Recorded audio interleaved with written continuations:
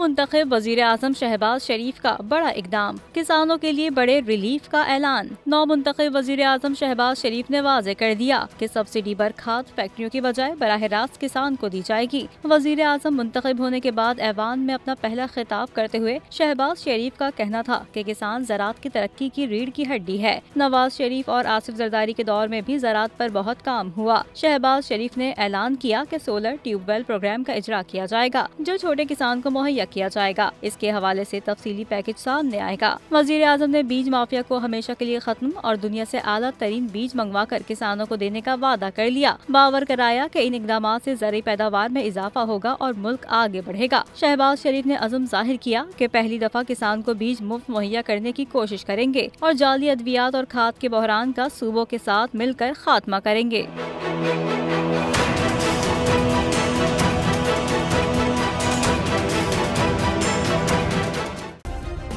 Subscribe करें और bell दबाएं ताकि कोई खबर रह न जाए।